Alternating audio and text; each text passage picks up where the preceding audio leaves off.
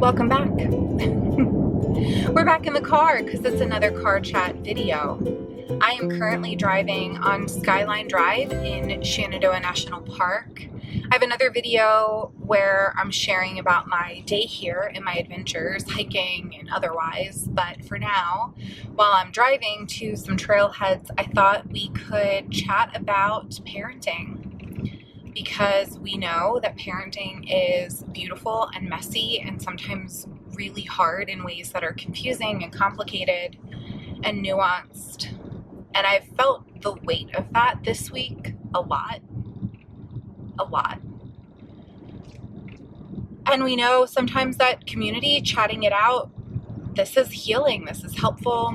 And if for no other reason than hopefully to give encouragement to someone else who feels like they're in the trenches of parenthood, you're not in it alone. I know I'm not in it alone. And if we can be a source of encouragement and solidarity for one another, then I love that. We know that community is one of the things that I love the absolute most. So this week in particular, I felt like I entered the week having parenting challenges, and that's not even really a fair way to put it. More, I just felt like I wasn't doing a good job in my parenting relationship with our daughter, who is really my stepdaughter. We have part custody, shared custody, I guess, with her mom and her stepdad. My husband and I we don't tend to use step language with our children. He does not call my son his stepson, and I do not call our daughter my stepdaughter unless it's necessary for clarification. So in this conversation, it feels necessary because the internal tensions I felt this week, entering into the week anyway, were entirely because I am stepmom, not mom. And don't mishear that. I am in no way trying to take the role of mom. She's got a mom who's awesome. And I don't ever want there to be confusion about me understanding my role. I know that if you're a mom whose child has a step-parent, it could feel sensitive. And I want to be mindful of that. But I also want to share honestly and authentically about my experience. And as a stepmom who had a family who married a family, right? It wasn't me marrying my husband. It was my son and I joining my husband and his daughter, and us together becoming this blended new family unit. It was never my intention to be one of those stepmoms who is just there because she's married and the kid is kind of inconsequential or extra or a burden. That's not ever how I have felt, nor has it ever been the posture that I wanted to take. I love our daughter exactly in that way. The space she takes up in my heart, the space she takes up in my mind is equivalent to my biological son from my first marriage. And I'm so grateful. I'm so grateful for that, because I cannot imagine trying to navigate some of the more difficult aspects of step parenting in particular if I didn't have that innate and deep, genuine love for her. I think that would be so complicated. But it's still hard. Step parenting is still hard. And so this was one of those weeks.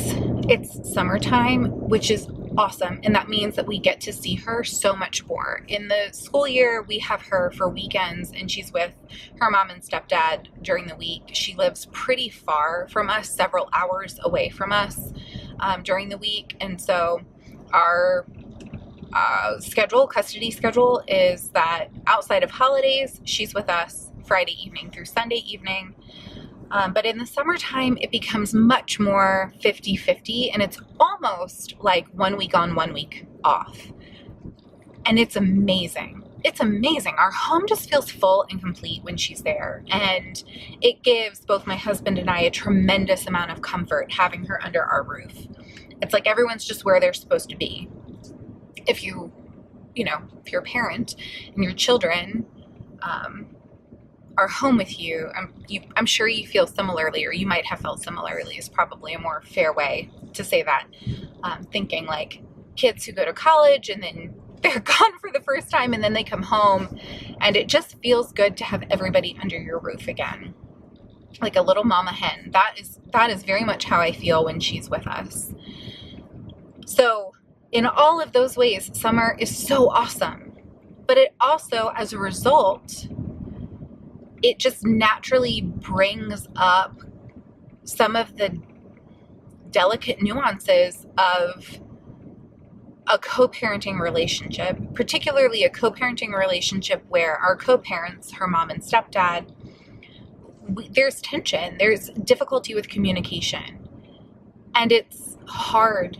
It's really hard sometimes. And so we entered this week learning some things that are going on in her other household that feel like we should have been looped in on. It feels like information that we would have benefited from knowing. And I'm not going to get into the details. And I know that's so annoying when people on the internet are like, I'm going to share 10% of this really hard thing and leave you guessing. But one, it involves other minors. And two, it's not my place. Like, I'm just not going to air other people's stuff. That's not the purpose of this. The purpose of this is for me to say there was a hard thing that happened that significantly impacts our daughter, and our co-parents, in this case her mom and stepdad, are not forthcoming with information. And we learn from the child about hard things. And that just never feels right to me.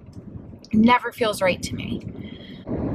These kinds of communication struggles are very common. But because in the summertime we have her more and there's less of a routine that's sort of set by the structure of a school year, we encounter these communication struggles more often. And it stinks because this is the first week of summer.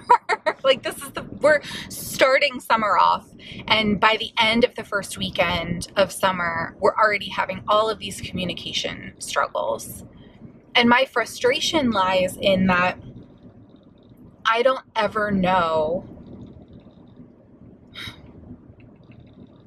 where is the line that I'm able to, how much am I able to express my frustration? I don't want to overburden my husband, who already is burdened enough, but I also want to be included. These things, these communication difficulties absolutely impact me. They impact our home and our family unit, sometimes in significant ways. And I'll just own, I do not do awesome with like last minute schedule changes and poor communication. That is a really difficult thing for me. Now, I'm also not the center of the universe, so I don't need for everyone to kind of kowtow to the ways I need to be communicated to. But it does feel like there's the level of what's acceptable, responsible co-parenting communication. And I always go back to, well, if we need a schedule change, how do we navigate that? If there's something in our home that changes, how do we navigate that? And it doesn't feel equivalent. It doesn't feel even reciprocal. And it's hard sometimes. It's really hard. And it's difficult to not feel personally offended by it. It's difficult to not feel taken advantage of and disrespected. And honestly, I very strongly feel for my husband, because it seems like our co-parents don't respect him as Ari's. It's difficult because it feels like our co-parents, honestly, I feel most for my husband. Honestly, I feel most for my husband because our co-parents, it feels often like they don't respect him as our daughter's father, that they see him more like, I don't know, like a weekend hangout. And they make all of these autonomous decisions and don't even clue us into what's happening. They go around us with communication. They talk directly to the child, which feels like a really unfortunate position to put a kid in. even though she's a teenager, it still feels inappropriate. Anyway, it's just difficult. I want to advocate on behalf of my husband. And my husband has asked me to please not do that. And I never have. I've never overstepped that boundary. It was kind of a natural boundary that I could sense. But I am a staunch advocate. I can get pretty fierce when it comes to defending my family and standing up for justice. That's how I'm wired. And so navigating things like this, really this whole step parenting journey, it's refining me in a lot of ways, because it is exactly stretching my growing edge of navigating injustice with grace and patience and thoughtfulness, as opposed to just kind of confronting it with guns blazing. And hear me say, if ever there was a situation where I thought she was in acute danger, all bets are off. All bets are off. Thankfully, that's not the kind of thing we're dealing with. But it's still not awesome. It's still not great.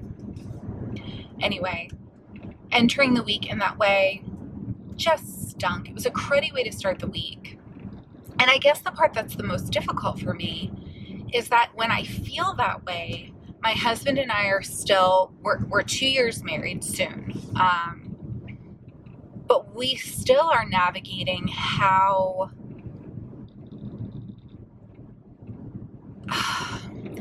to define my role in moments like that. Because what ends up happening is I want to show up as a parent, and then I end up feeling sidelined, often because I put myself on the bench, but I don't know what to do. And then I just get super sad because I feel like one of my kids is hurting and needs advocating for, and I'm not able to do it. And then I just don't know what to do. And quite frankly, then I spiral. And it's not awesome. It's just not a great way to feel. And that's where the refinement comes in. I feel like there's so much truth in what I'm experiencing, but also so much opportunity for growth. And I sense God's hand in it. I sense God's hand in it every single time.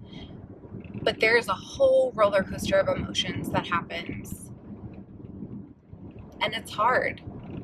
And the thing that I end up falling onto or falling into the most emotionally, like when I feel the grace of God in these moments, it's when I remember that my feelings of frustration, my feelings of sadness, my impulse to advocate is because I am blessed enough to be part of the parenting team of this incredible young woman, and that I have the opportunity to have her in my life and to show up for her in her life. And the gratitude that I find in those moments, I can look at it and think the refinement, right, which is never easy. If we think about anything that's refined, it's a process that's usually violent. It involves heat and hitting, and it's hard. And all of that happens internally in my soul, right? There's a dis-ease in my soul as I'm trying to navigate what feels like a natural impulse or natural direction versus what is appropriate for our family. That refinement is uncomfortable. It's not fun. I don't love it. I'm excited for the other side of it. I'm excited for the growth that comes from that. But all of that discomfort suddenly makes sense and is entirely justified in the recollection that all of it is because I have this girl who I love so fiercely, and I want the absolute best for her. And that is such a privilege. And again, please don't mishear me. Don't hear me say things I'm not saying. I'm not talking about, her other parents not wanting what's best for her. I believe everybody does. But I'm talking about my own experience and my own feelings. And sometimes it's hard. What's also hard is we have one another. We have this community where we can talk about things that are difficult. And if you find yourself here watching this particular video or commenting on this particular video, you yourself might navigate a blended family. You yourself might navigate co-parenting or step-parenting, and might find it to sometimes be hard when you wish it could just be a cakewalk all of the time. But in my actual life, my daily life, I don't have people that I rub shoulders with or do life with who are in families like mine. And it is really difficult to, or at least I really struggle to communicate the nuances of being a step parent with people who don't understand that relationship, or the people who think they know, but they only know based on assumptions that they've kind of landed on observing other families. So when I talk about some of the struggles, when I'm open about feeling this inner tension and every bit of me wants to navigate this a different way, even though I recognize this would not be the most helpful thing for my family, and the feedback that I get, which I know is rooted in love and care for me and my daughter and my broader family, when that feedback feels really off mark, like it's really just missing it, it doesn't understand the nuances, that I don't get the same seat at the table as everybody else. That's just not how it works as a step parent. It's hard. It's hard. I feel like, well, honestly, sometimes I just feel judged. I feel judged because I don't handle situations in the way that some of my deepest friends say that I should, but also none of them have ever walked this. And I hope they never do, right? I hope their family units stay together. I hope they don't go through what I went through. I hope that is never part of their story. I would never want that for anyone. I am grateful where I've landed. But do I wish that I had navigated the pain that I've navigated in the past? Heck no. Obviously not. So I would never want that for anyone else. But I don't get the sense that there's this inner pause from my friends, my real life friends. You guys are different, but from my real life friends that I navigate life with every day, who I know love me deeply. They don't think to themselves that being a step parent is different. And on one hand, how awesome, right? Like to them, just like to me, step parenting is parenting, full stop. Yep, it sure is. And that's how I navigate it probably, 90% of the time. But there are times where step parenting is step parenting. And you are kind of a sideline observer. And it's in those moments that they don't understand. And when I don't navigate something the way that they think that they would if they were in the same situation, I get really defensive. I feel like my family's being judged. I feel like my husband's being judged. And that's hard. It's just hard. Being a stepmom is hard. It's also beautiful. It's so beautiful. And I'm incredibly grateful for the relationship that I have with our daughter. Yeah. Anyway, thought our chatty car chat could be sharing about that. That was the beginning of the week. That settled down. The end of the week has been more just navigating parenting early adulthood with our son, parenting neurological differences and how those intersect with stress, navigating physical health when physical health has not been prioritized for a while as a result of his former living conditions. And that's a whole nother thing. Parenting's just hard. It just is. But the thing that I am the most grateful for is being able to purposefully look through a lens of gratitude, try to find where are the moments that God is evident. And sometimes I'm able to get there on my own. A lot of times you bring me there. Me wanting to share with you that desire brings me to a place where I'm able to open my eyes to what the Lord is doing. And then also my husband is just, y'all, he's incredible. He's incredible. So that is that for this card chat. I think we can put a pin in this one for today. If you have experienced something similar as a parent or a step-parent or a co-parent where you have needed to wrestle with the inner tension between your natural desires and instinct as a parent with the boundaries that are appropriate for your step-parenting relationship, please comment below, share a word of encouragement to other people in our community. I'm just grateful to have a place where we can foster that kind of love for one another together. And if you're interested in watching the Skyline Drive video, my Shenandoah National Park video, I'm pretty sure that was published before this one. So you can go back and check either in my videos or the link below. If it was not already published and you want to see it, and I'm sure you'll want to, go ahead and subscribe to this channel and turn your notifications on so you don't miss it when it comes out. I'm grateful that you're here, and I'm grateful that we can do real life together, understanding that there is redemption in all of it, in the good, in the hard, in the beautiful, in the messy. Yeah, God is good all the time. Thank you so much for being here, and I will talk to you later. Bye. I'm so glad you joined me for this video. If it resonated with you, give it a like, subscribe for more, and take a peek at the links in the description to keep in touch. Here's to walking this journey together.